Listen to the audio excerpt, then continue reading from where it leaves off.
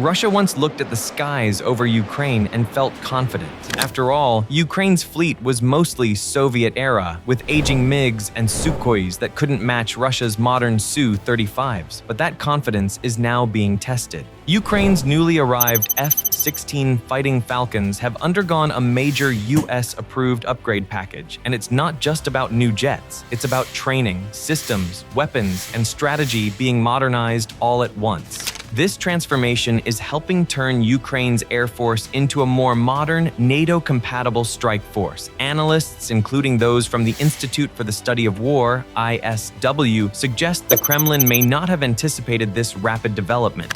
To understand why this is significant, let's rewind a little. For most of the war, Ukraine relied on Cold War-era aircraft such as the MiG-29 and the Su-27. They were reliable but outdated, designed for a different kind of war and a different era. That began to change when European allies, including Denmark, the Netherlands, and Norway, decided it was time to equip Ukraine with F-16. These aircraft were not brand new, but modernized variants featuring NATO-grade avionics, radar, and weapons compatibility. According to reports in Zona Militar, June 2025, Norway was considering increasing its contribution to 14 F-16, up from an initial pledge of 6. This move reflected growing confidence among allies in Ukraine's ability to operate and sustain Western aircraft. At the same time, DefenseIndustry.eu reported in May 2025 that the US approved a package worth approximately $310 million to support F-16 operations. The deal included training, aircraft sustainment, and software integration. Not simply, here's a plane, but here's how to use it like a NATO pilot. So, what exactly changed with this upgrade? Ukraine's F-16s now feature modern radar systems capable of tracking multiple targets simultaneously, something their older jets struggled with. The AN/APG-68 radar provides long-range detection and precision engagement capabilities that far exceed Soviet-era technology.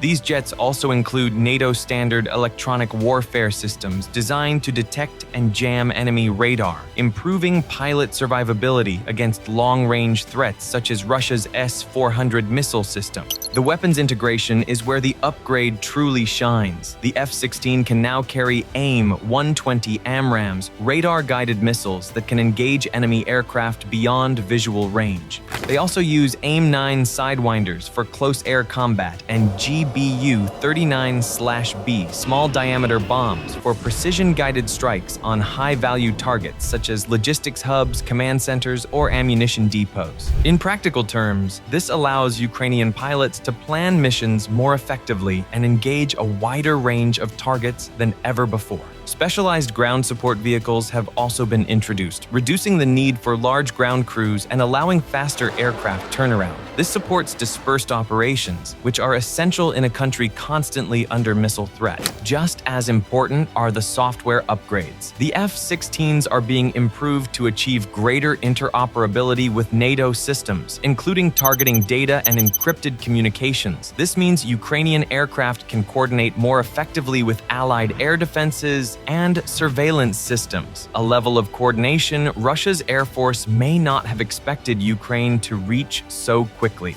What does all this mean on the battlefield? It means Ukraine aims to use its F-16s to challenge Russian aircraft more effectively. With improved radar and longer-range missiles, Ukrainian pilots will have better tools to detect and respond to threats before being targeted themselves. According to Western defense analysts, these jets could also intercept cruise missiles and drones, weapons Russia has relied on heavily to strike Ukrainian infrastructure. Previously, Ukraine depended mainly on ground-based air defense systems like Patriot and NASAMS. Now, it can combine those with aerial interception from above. On the offensive side, precision-guided munitions like the GBU-39 could allow Ukraine to target logistics hubs, command posts, and naval assets with greater accuracy. The Black Sea region, including occupied Crimea, could therefore become significantly more contested territory. While this does not make Ukraine's Air Force invincible, analysts suggest it could increase operational pressure on Russian pilots and planners who must now consider new aerial threats. This upgrade is not just about better aircraft, it's about changing how Ukraine fights. The new F-16s give Kyiv a more flexible and integrated air capability. For the first time, Ukraine can coordinate operations using real-time data from NATO surveillance and air defense networks. This marks a shift from analog-era warfare to a more digital, networked battlefield. Russia's strategy, historically based on numerical superiority, now faces a more technologically sophisticated opponent.